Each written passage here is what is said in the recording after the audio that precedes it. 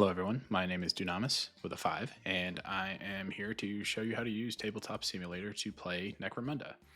Before we jump into Tabletop Simulator itself, I want to just take a few moments to kind of go through a campaign I wrote mainly because it contains a lot of references and a lot of information that I'm kind of covering here, but this will be more video format in case you don't like to read, like myself.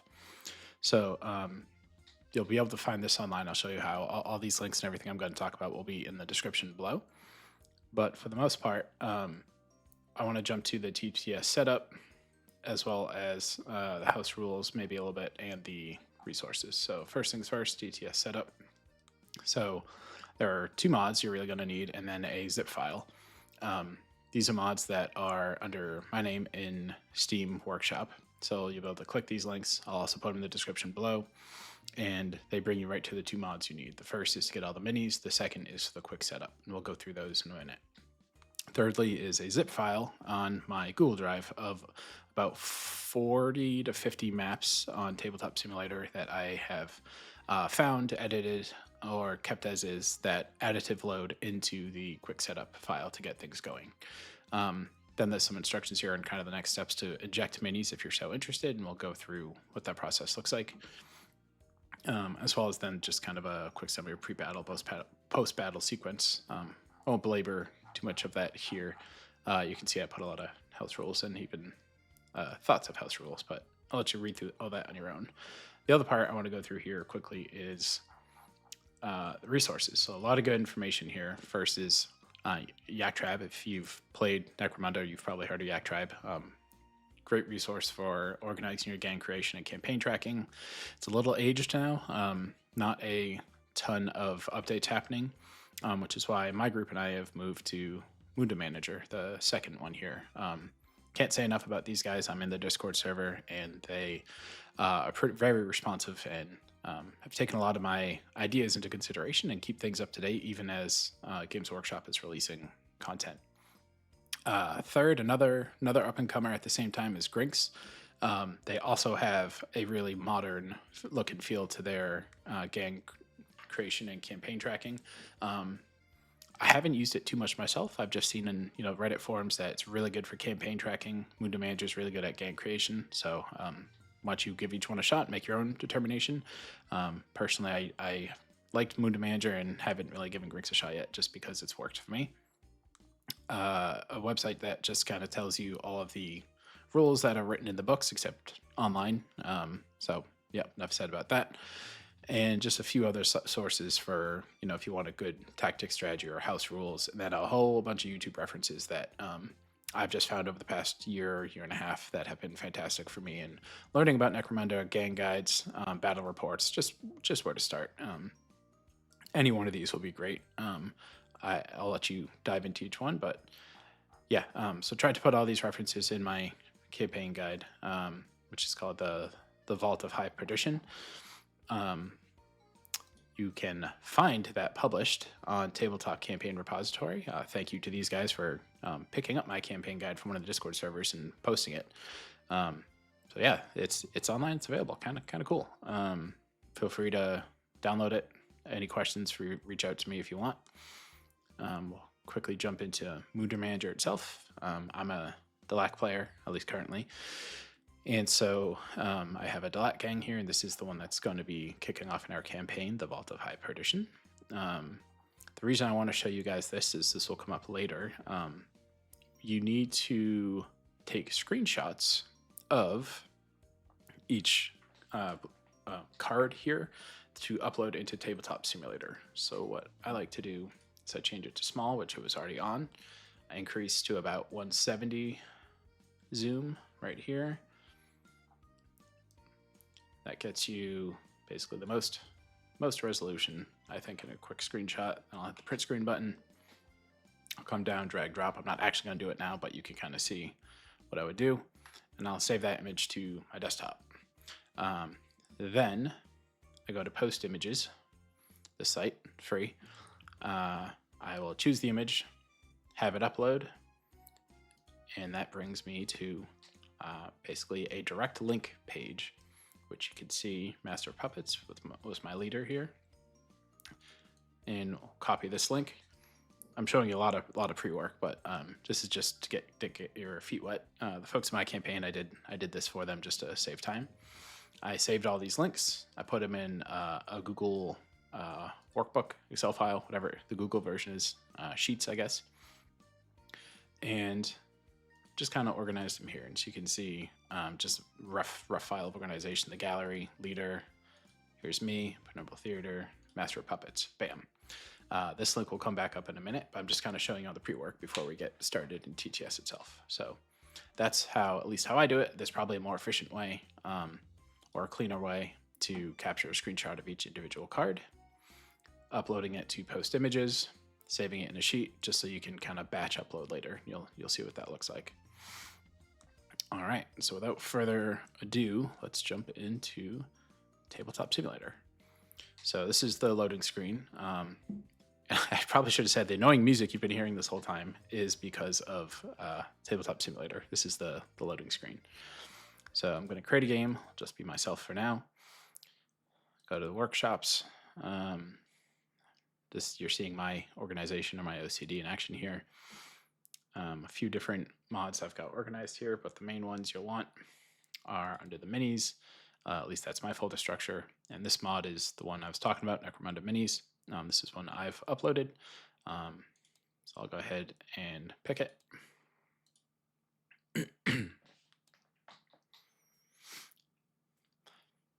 Now, I put all the minis in bags just so you didn't have to take 10 minutes to load this thing, because there's a ton of minis here. But you can kind of see this is a very large table. I organized it in a way that made sense to my brain. But let's go ahead and just use a Delac example again.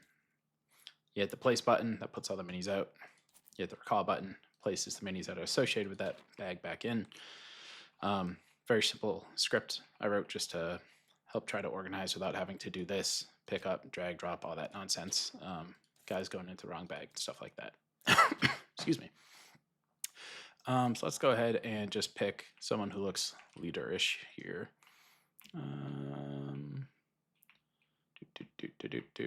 I suppose I'm being really picky. Sure, you look like you could be a leader. An autogun with a grenade. Congratulations, you've been drafted. So I just did a quick Control-C just for the sake of moving around rather than dragging him across. Paste. Here's this little dude now. Let's say, I should say this is the injector. An injector, basically, think of this as loaded with code. You drop something on top of it, and it injects the code onto what you dropped on top of it. Similarly, this does kind of the reverse. This is the eraser. So you see right now this is called Delact without a gun and grenade. Drop him on. Badoop. He lost his name, lost his description. So two other things I modded or wrote here just to try to streamline play. But assuming you have your gang, like my Delac gang, you take maybe 5-6 models that you picked out. Come down here to this little board thing. I'm just going to call this Master of Puppets. He is a leader, so you don't have to use these bars. I personally like the visual, but you'll see why that may not be necessary for you and your group.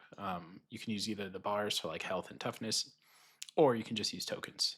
You'll see that in just a second here. But so a leader has 2 wounds, I think, for Delac, and 3 toughness, so that's going to stay as is. I wrote his name. Now this is the cool part. The URL that we just built, if I go back to my file, I copy this Master of Puppets PNG file, which remember is from Post Images.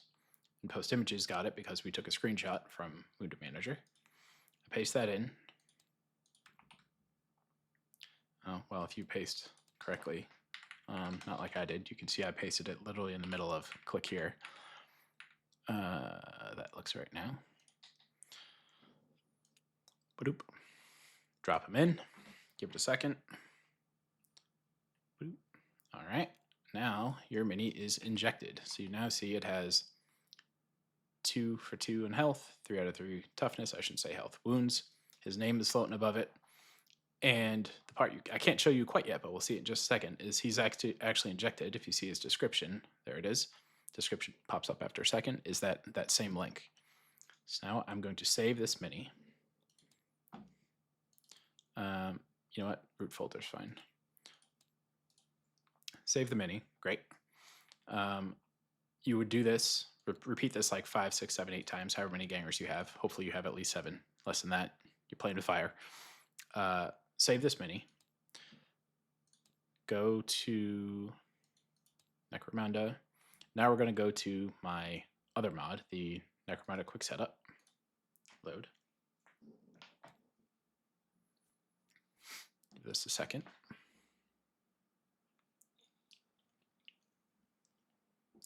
Okay. Now just about everything I'm going over, I wrote on these note cards, but you can see it's a lot of note cards, and it's not exactly the most straightforward thing in the world. I'm not the best at explaining things, so that's why this video is being made. But let's continue with the mini. Objects, saved. Here's our guy, Master of Puppets.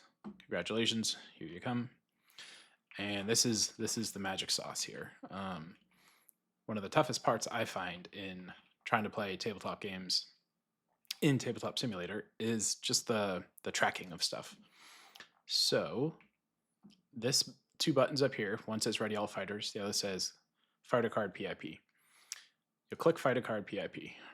Give it a second. And this window pops up. This window is something I programmed that basically I took from a Battletech mod, but I reprogrammed it here for Necromunda, that defaults this image until it finds an image, a mini. You highlight over a mini that has a separate image. Now, if you remember, we uploaded our image on Master of Puppets. As soon as I hover, bam, there's his stats. Now it stays there until you hover over another mini with a card.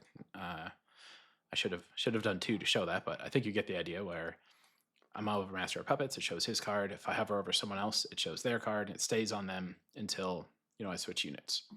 Now this UI that we're looking at, notice how it turns with us, so the bars aren't facing like one direction.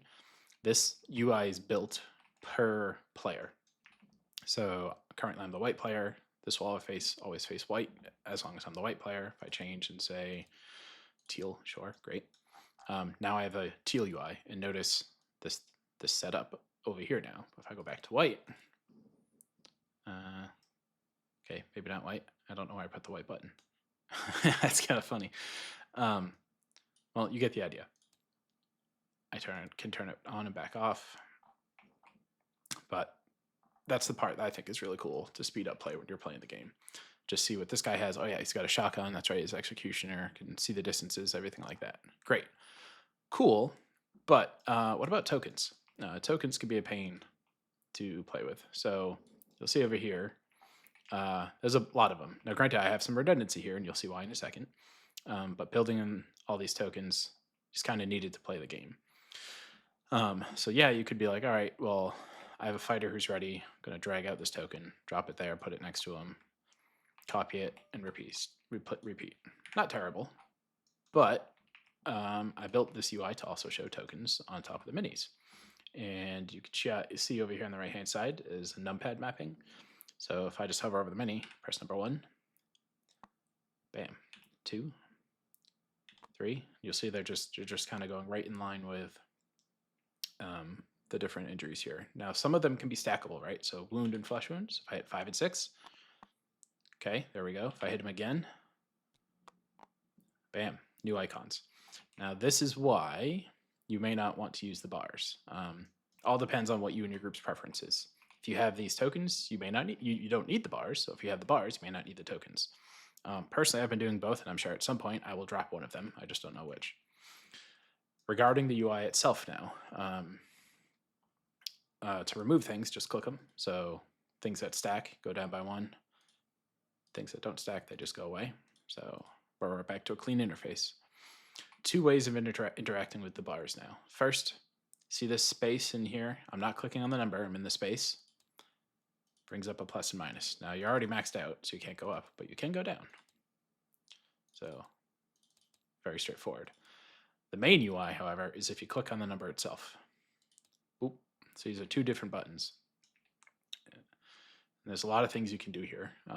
Basically, stable mini means they won't fall over on an edge, like they ignore gravity of falling, uneven distribution, if you will. The buttons, the buttons here, you can see those are the same things we were just using. Being able to go above the max or min. So if I turn this on, turn the buttons on, well, now the max doesn't matter. So I don't know why you could use that. Maybe bonus health or something like that. But you can hide the bar as a whole, bring it back. There is a third bar. Keep it blank. It's yellow if it is activated, and you give it a number. So if I turn this on, boom, go back, hide. And then lastly, highlighting. So you could set the color, toggle it on, toggle it off if it remembers, or set it back to none. And then toggling doesn't do anything because it doesn't have one. So yeah, just different ways of interacting with the mini, hopefully trying to speed up the pace of play in Tabletop Simulator. All right, now that we've gone over the mini, last thing I guess I want to show here is how to load in a map. So I mentioned before, I have gone through a bunch of maps, and I edited them and saved them on a zip file on my Google Drive for everyone to download. When you download it, you download this folder, and I didn't really have the best organization strategy, so I have an other, very descriptive, right? Sector Mechanicus, Zone Metalis. Oddly enough, other has the most in it. So you can see there's a bunch of maps here for people to pick from and play that are ones that I know will work. If you've played with Tabletop Simulator before, one of the most frustrating things is you'll find a map, it looks great in the thumbnail, you load it up, and you get a bunch of asset errors. So I can guarantee you that all these ones will work because I've downloaded them all myself. I re-uploaded them and re-uploaded all the assets. So all these are ones with valid links that will work.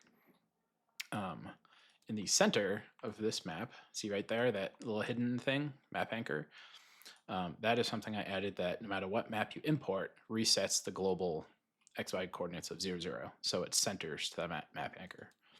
So let's go ahead and pick so Sector Mechanicus. I think this is one of my favorite ones, District 42.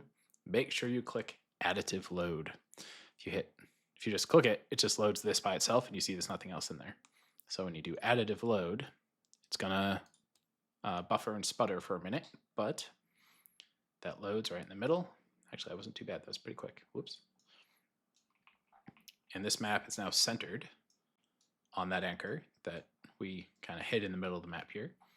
Now you can start bringing your minis up. All right, great. You've got the map, you've got the game set up, you've got tokens, it's ready, Master of Puppets up. You're pretty much ready to go at this point. One other thing I personally like to do, just to show, and only the host, so the person with the crown in TTS can do this, is loading the actual gang sheet itself. So if I just quickly show Printable Theater, that's the gang I'm talking about now with Delac. For this, it doesn't matter. Let's do local, import it. I like to have this up here too, just as reference. I know it's redundant when you have the cards, but God forbid something goes wrong with the PIP interface, you still have this board that just shows, all right, here's everyone in the gang, here's their stats. Pretty helpful to have. What else? You're doing this, you're loading up your gangs. For our campaign, we have a whole lot of I can't multitask. Loot caskets. So I like to pull out loot caskets, set these up. That's part of the setup. Low graphics shenanigans going on here. Disperse these, and with our campaign, you also would trigger creatures of the Underhive to spawn with those. You'll see that's just something else I have saved up. Or horrors of the Underhive, my mistake. So I'll just I saved that. You can see you can save everything in a bag, which will really streamline setup. Let's see who comes out first. Wild Sumpcroc. See, there you go. His own card, because I've done this setup before. His name is being cut off by the model, so I'll just move the name up a little bit, and I'll just say, all right, he spawns with this guy. You know, you would roll to see what you get, but he spawns with this guy. Let's just say he's down here. Neat little trick, actually. We could have just showed you there. When you're trying to move things around in TTS, sometimes it's really hard to get into a difficult position. If you hold right click, they hug the ground. Now, granted, I'm doing this as a loot casket with 2 models, which is not advisable, and you can see why. But if you try to go over a bridge, see how he's floating up to the bridge? Well, I don't want him up there. I want him down here. Now I can go under it. So I'm holding right click to go under. Also, picking a better camera angle to do that from is helpful, but I think you get the idea. This is getting a lot longer than I intended it to be, but hopefully this is helpful. If there are any questions or concerns, please reach out, leave a comment below, whatever you're feeling. My whole goal here is just to help bring Necromunda to Tabletop Simulator, get more folks playing. You can see us also, I didn't even talk about the dice roller here, but this was something I adopted from someone else, and that someone else even made it better. So yeah, a lot of different folks collaborating to kind of bring this stuff together. But this would be your typical roll. If you need dice for a different color for some reason, there you go. So 2 different weapons, say as a close combat attack, this one probably hits. No ammo dice needed, this one probably misses. So just different ways of rolling your dice together. Give it a second. I did just recently add a way to, I shouldn't say not a way to, it just automatically does it, a second roll, because sometimes in TTS you'll notice if you roll something if I just hit R once, it only does a single axis of rotation. That's really annoying if it just spins in place and you're looking at the same dice. So if you notice, I click here, you hear it, right? I got a 1, but you hear it roll twice. We'll do that one more time. Oh, that was too close, but you heard it, I think. You heard it go click, click. So I click the dice. Yeah, see, the second roll there kicked in a whole bunch of velocity into different axes. So just a way of ensuring the dice are truly random and you don't get screwed by the single axis of rotation, which is also random, just frustrating to see sometimes. That's about all I got. Lots of other info here that I thought would be helpful. Put all the minis, another way of tinting. Yeah, so any questions, comments, let me know. Thank you.